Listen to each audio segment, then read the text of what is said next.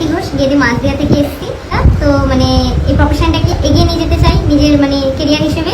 তো আশা করি ভালো কিছুই করতে। তো কি শুনলে তো আমার ইন্ট্রোটা, তো সেটা ছিল আমার মানে প্রথম দিনের ক্লাস। তো তারপরের থেকে এক নতুন যুদ্ধযাত্রা শুরু। প্রত্যেক দিনেরই ডিউটি পাপানকে রেডি করে দিয়ে মায়ের কাছে রেখে বেরিয়ে যাওয়া। তো তারপর আমি ফাইনালি ঢুকে পড়ি, মানে চলে আসি, যেহেতু আমাদের পরের দিন ক্লাস ছিল। আর সেটা আসার পর, এটা শেখার পর আমার প্রথম কাজ, যখন আমি কিচ্ছু জানতাম না। তো তারপরে এসে আমাদের প্রথম ডেমনস্ট্রেশন হয়, এটা ছিল আমাদের ব্রাইডাল ডেমনস্ট্রেশন।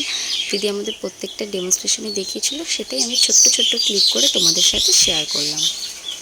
আর সত্যি কথা বলতে, এত মেকআপ আর্টিস্টের মধ্যে দিদিকে বিশ্বাস করার এটাই হচ্ছে কারণ।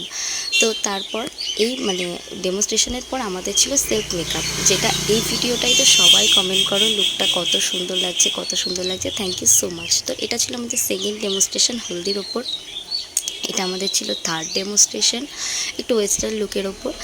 তারপরের দিন চলে যাই মানে গুড়গুড় গুড়গুড় করে, যেহেতু আমাদের লাস্ট ডেমনস্ট্রেশন ছিল। আর গাড়ির আওয়াজগুলো তোমরা একটু অ্যাভয়েড করো, যেহেতু তোমরা জানো আমার একদম রাস্তার পাশে বাড়ি। তো প্রত্যেক দিনের মতো আমি সবার প্রথমে ক্লাসে ঢুকি, আর ক্লাসে ঢুকে দেখি দিদি পরিপাটি করে সমস্ত কিছু সাজিয়ে রেখেছে।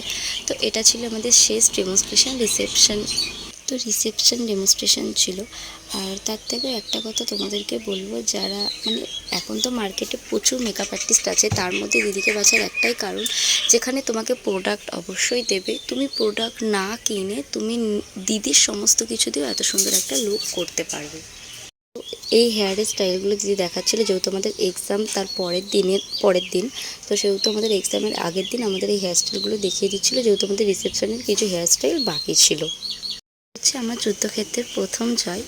তো সবাইকে একটা কথাই বলবো, তোমরা যদি দিদির কাছে শিখতে চাও, তোমরা চোখ বন্ধ করে শিখতে পারো, কারণ মার্কেটে প্রচুর মেকআপ আর্টিস্ট আছে, তার মধ্যে দিদিকে বেছে নেওয়ার এটাই কারণ তোমার প্রোডাক্ট কিনতে হবে না, তুমি তার কাছ থেকে সমস্ত কিছুতেই তোমরা একজন ভালো মেকআপ আর্টিস্ট হয়ে বেরিয়ে আসতে পারবে, এটুকু আমি বলতে পারি। সেটা তোমরা নিজেরাই দেখতে পাচ্ছ নিজেদের চোখে। তো থ্যাংক ইউ সো মাচ আমার হাজব্যান্ডকে, যে এতটা সাপোর্ট করেছিল বলে হয়তো আমি এই জায়গাটায় যেতে পেরেছি। আর ওইটুকু ছেলে রেখে তখন ওর 1 বছরও হয়নি, মা যে ওকে কী করে রাখতো মাই জানে। তো থ্যাংক ইউ মাকেও। আর থ্যাঙ্কস বলে দিদি তোমাকে ছোট করবো না। তো তোমাদের কেমন লাগলো ভিডিওটা কমেন্টে বলো। Tata, bye bye.